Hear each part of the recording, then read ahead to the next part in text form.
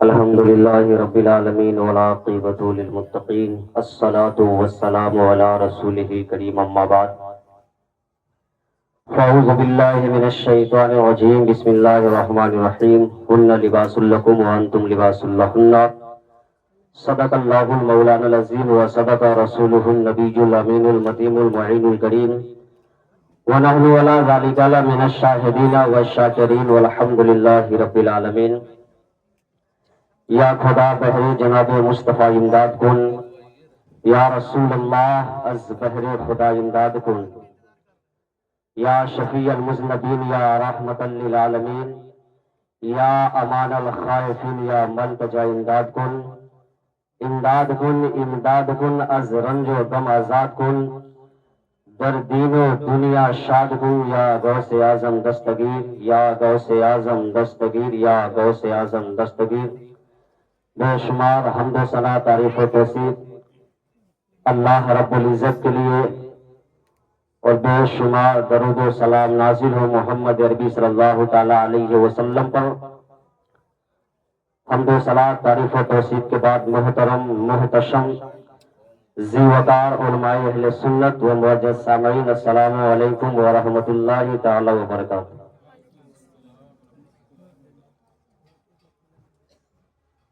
جیسا کہ بخوبی آپ کو اس بات کا علم ہے، آپ جانتے ہیں کہ یہ محفل جس میں آپ بیٹھے ہوئے ہیں، یہ محفل نے شادی کے موقع سے اس محفل کو منعقد کیا، اور مجھ سے بیشتر آپ نے علماء کرام کے بیانات کو سنا۔ ابھی آپ کے سامنے کچھ دیر کے لیے شاعر اہل سنت، شاعر لاجواب، شاعر ہر دل عزیز،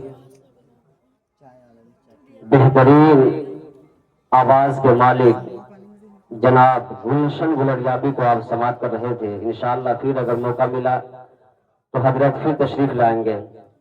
آئیے میں بھی آپ کے سامنے کچھ لمحوں کے لیے، کچھ دیر کے لیے حاضر خدمت ہوا ہوں۔ آئیے کچھ عرض کرنے سے قبل، کچھ سننے اور سنانے سے پہلے نبی اور آل نبی پر جھوم جھوم کر درود پاک پڑھے پڑھے بابا سے بلند اللہم صلی علی سیدنا و شفیعنا حبیبنا مولانا محمد بارک وسلم صلی علیہ صلاۃ و سلام علیہ یا رسول اللہ، صلاۃ و سلام علیہ یا حبیب اللہ، صلاۃ و سلام علیہ یا نبی اللہ صلی اللہ تعالی علیہ وسلم۔ محترم حضرات، آپ جس بزم میں شریک ہیں اور جس کے مقصد سے اس بزم کا انعقاد کیا گیا، یعنی شادی کے موقع سے اس بزم کا انعقاد کیا گیا، یقیناً یہ رشتہ بہت ہی بابرکت رشتہ ہے۔ نبی کونین صلی اللہ تعالی علیہ وسلم ارشاد فرماتے، یا معاشر الشباب من استطاع علیکم الباء فلیتجوز، کہ اے نوجوانوں کی گروہ، اے نوجوانوں کی جماعت، اگر تمہارے اندر طاقت ہے، اگر تمہارے اندر قوت ہے، اگر تمہارے اندر حیثیت ہے ایک لڑکی کو پالنے کی، تو تم شادی کرو۔ نبی کونین صلی اللہ تعالی علیہ وسلم ارشاد فرماتے، اے نوجوانوں کی گروہ تم شادی کرو، اور میرے آقا ارشاد فرماتے ہیں کہ شادی کیسی لڑکی سے کرو، شادی کے لیے کیسی لڑکی منتخب کرو۔ آپ نے مجھ سے پہلے حضرت نے ان چیزوں کو بیان فرمایا کہ کیسی لڑکی اپنے لیے یا اپنی اولاد کے لیے منتخب کیا جائے۔ چنانچہ نبی کونین صلی اللہ تعالی علیہ وسلم ارشاد فرماتے ہیں کہ تم دیندار لڑکی کو اختیار کرو، دیندار لڑکی کو اپنے نکاح میں لاؤ، اور دیندار لڑکی کو اپنے نکاح میں لانے کا بہت بڑا فائدہ ہے۔ آئیے میں مختصر میں بیان کرنے کی کوشش کروں۔ آپ تاریخ کا مطالعہ کریں گے تو جب سے یہ دنیا قائم ہوئی ہے، حضرت آدم علیہ السلام اس دنیا میں تشریف لائے، اس وقت سے لے کر کے جب تک یہ دنیا رہے گی، مذہب اسلام کے ماننے والے اپنے طور پر شادی اور بیاہ کریں گے، لیکن نبی کونین صلی اللہ تعالیٰ علیہ وسلم ارشاد فرماتے ہیں کہ تم اپنے لیے دین دار لڑکی کو منتخب کرو. آپ تاریخ میں غور کریں, آپ تاریخ کو پڑھیں تو آپ کو پتا چلے گا تاریخ میں ایک ایسی بے مثال شادی ہوئی ہے کہ اس شادی سے جو بچہ پیدا ہوا اسے دنیا کے ہر مسلمان جانتے ہیں. آئیے میں آپ کو بتاتا چلوں. حضرت ابو صالح جنگی وہ ایک دریا کے کنارے سے گزر رہے تھے اور بھوک و پیاس کی بہت شدت تھی, بھوک لگی ہوئی تھی, غذا تلاش کر رہے تھے. لیکن جو ہی دریا کے کنارے سے گزر رہے ہیں تو کیا دیکھتے ہیں کہ دریا کے بہاؤ کے بہتے ہوئے ایک سیب بہ کر کے دریا کے کنارے سے آ رہے ہیں. وہ بزرگ اپنے وقت کے اللہ والے, بھوک تو لگی ہوئی تھی لیکن انہیں یہ پتا نہیں تھا کہ یہ سیب کہاں سے آیا ہے. وہ اپنے بھوک کو مٹانے کے لیے اس سیب کو اٹھاتے ہیں اور اٹھا کر کے کھا لیتے ہیں. جو ہی پیٹ میں وہ سیب پہنچتا ہے وہ سوچتے ہیں کہ میں نے جس سیب کو کھایا ہے, میں نے جس سیب کو اپنے لیے غذا بنایا ہے, وہ سیب میرے لیے حلال تھا یا حرام تھا. اس سیب کے بارے میں مجھے کوئی علم نہیں ہے. چنانچہ وہ سوچتے ہیں کہ اس سیب کے مالک کو تلاش کیا جائے, اس سیب کے مالک کو کھوجا جائے, اس سیب کے مالک کو ڈھونڈا جائے. چنانچہ جو ہی دریا کے بہاؤ کے جس کنارے سے وہ سیب آ رہا تھا, وہ بزرگ اسی دریا کے کنارے اس سیب کے مالک کو ڈھونڈنے نکلتے ہیں, اس سیب کے مالک کو کھوجنے نکلتے ہیں. جب کئی دن جو ہے اور کئی کتنے میلوں کا جب وہ سفر کرتے ہیں, جب دور دراز کے سفر کر کے جب وہ ایک مقام پہ پہنچتے ہیں تو کیا دیکھتے ہیں کہ ایک باغیچہ لگا ہوا ہے سیب کا, اور اس باغیچے کا ایک ٹہنی وہ دریا کے سطح پر ہے, اور اس باغیچے میں اس ٹہنی پہ جو ہے پکے سیب ہے. شاید وہ سوچتے ہیں کہ یہی وہ ٹہنی ہے جس ٹہنی سے سیب گر کر کے اور دریا کے حوالے ہو گیا اور بہ کر کے وہ سیب ہم تک پہنچا اور ہم نے اس سیب کو کھا لیا, ہم نے اس سیب کو تناول فرما لیا. اللہ اکبر کبیرہ. حضرت ابو صالح موسیٰ جنگی دوست یہ کہتے ہیں کہ اے لوگوں یہ بتاؤ کہ اس سیب کا, اس باغیچے کا مالک کون ہے. لوگوں نے خبر دیا کہ اے پوچھنے والے, اے پتا کرنے والے, اے اس سیب کو مالک کو ڈھونڈنے والوں, یہ سیب اب یہ سیب کا مالک عبداللہ سومئی ہے, یہ اسی کا باغیچہ ہے, یہ اسی کا گھر ہے. چنانچہ وہ دوست پاک کے والد اس عبداللہ سومئی کے پاس جاتے ہیں اور عرض کرتے ہیں میں نے آپ کے باغیچے سے ایک سیب جو بہ کر کے دریا کے سہارے جا رہا تھا, میں نے اس سیب کو کھا لیا, میں نے اس سیب کو تناول فرما لیا. چنانچہ جب کوئی اللہ والا کسی اللہ والے کو دیکھتے ہیں, آپ ذرا سوچئے, ایک سیب جس کی کوئی حیثیت نہیں ہے ہماری نگاہوں میں, ایک سیب جس کی کوئی حیثیت نہیں ہے ہماری نگاہوں میں, اور ایسی سیب جو دریا کے کنارے بہ کر کے آئی ہو, ایسی سیب کی حیثیت ہمارے نگاہوں میں کچھ بھی نہیں ہے. لیکن جو اللہ والے ہوتے ہیں وہ سوچتے ہیں کہ ہمارے پیٹ میں جو غذائے جائے, میں جس کھانے کو تناول فرماؤں وہ حلال کا ہو, وہ حرام کا نہ ہو. چنانچہ حضرت عبداللہ سومئی کے بارگاہ میں جب وہ بزرگ جاتے ہیں اور کہتے ہیں آپ کے سیب جو بہ کر کے جا رہا تھا, میں نے اس سیب سے, میں نے اس درخت سے ایک سیب کھایا ہے, میں اس سیب کو حلال کرنے کے لیے آپ کی بارگاہ میں آیا ہوں. آپ بتائیے کہ میں کیا کروں, میں کیا آپ کی خدمت کروں, میں کون سا آپ کا کام کروں کہ آپ اس سیب کو معاف فرما دے اور وہ سیب ہمارے لیے حلال ہو جائے. چنانچہ جب حضرت عبداللہ سومئی نے دیکھا کہ ایک سیب کے لیے کوئی بندہ اتنا زیادہ لمبا سفر کر کے اور یہ پتا کرنے کے لیے آتا ہے کہ میں اس سیب کو جس کو میں کھایا اسے حلال بنا سکوں, تو عبداللہ سومئی اللہ والے کے دلوں کو جانتے ہیں. عبداللہ سومئی ارشاد فرماتے ہیں کہ اللہ کے فضل سے اپنے نبی کریم صلی اللہ تعالیٰ علیہ وسلم کے صدقے میں غیب کی کچھ باتوں کو بھی جانتا ہوں. چنانچہ حضرت عبداللہ سومئی کہتے ہیں کہ میں اس سیب کو اسی شرط سے معاف کروں گا کہ تم ہمارے باغیچہ کی دیکھ بھال کرو, یعنی تم ہمارے یہاں رہ کر کے غلامی کرو. وہ ابو صالح موسیٰ جنگی دوست جنہوں نے ایک سیب کھایا تھا, وہ ایک سیب کو حلال بنانے کے لیے, وہ ایک سیب کو پاکیزہ بنانے کے لیے, وہ ابو صالح جنگی دوست اس بزرگ کی بارگاہ میں رہ کر کے 12 سال تک اس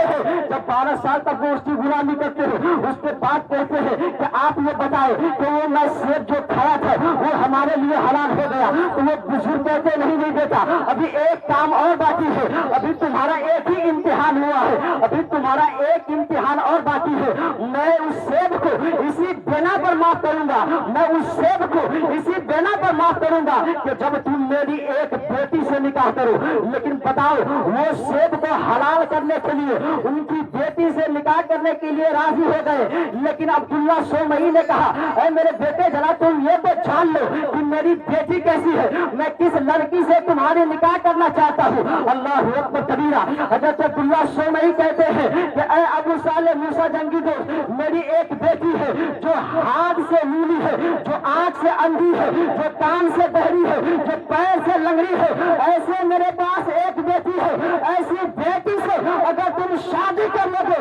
اور اس کے بعد مزید 2 سال تک تم میری خدمت میں رہو گے تب میں اس سیب کو معاف کروں گا۔ اب حضرت ابو صالح جنگی دوست وہ کہتے ہیں کہ میں اس بزرگ کے بیٹی سے شادی کیا، اور شادی کرنے کے بعد جب اپنی نئی نویلی دلہن کے کمرے میں داخل ہوا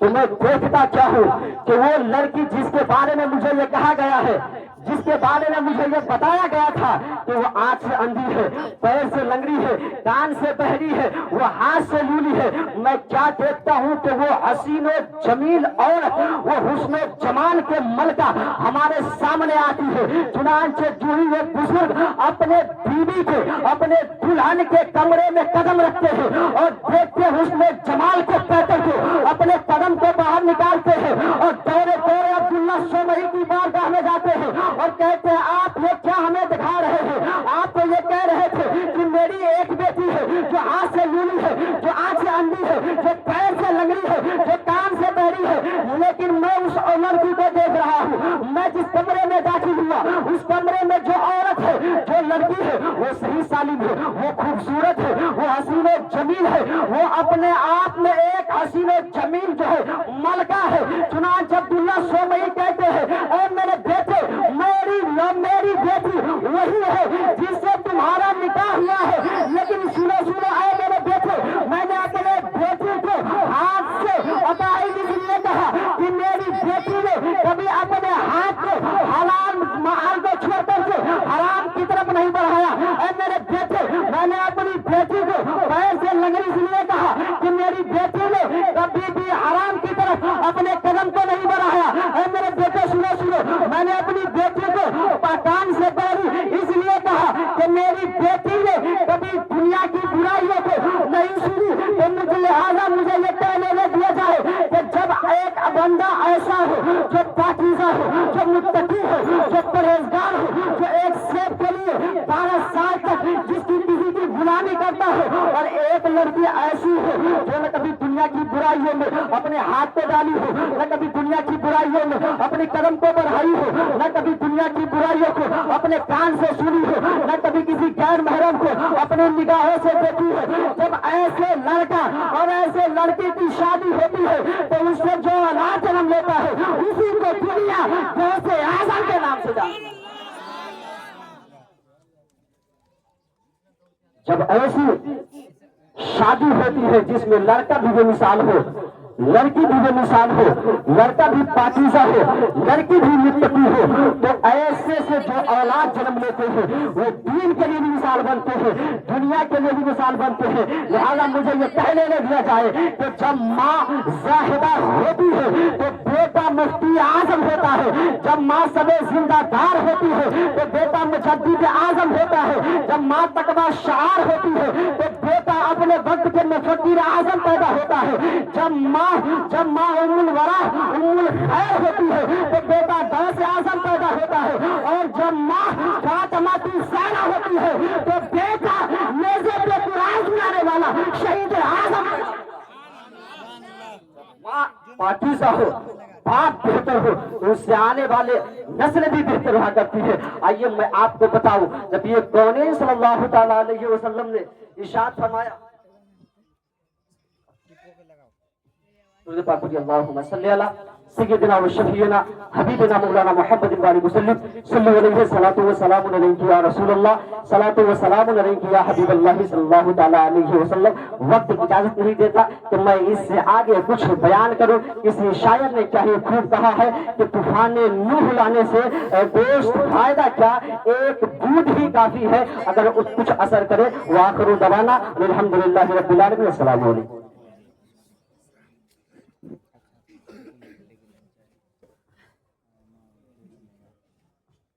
مائک تو بھائی صاحب بڑا اچھا ہے، لیکن اسٹینڈ بھی لانا چاہیے تھا آپ کو.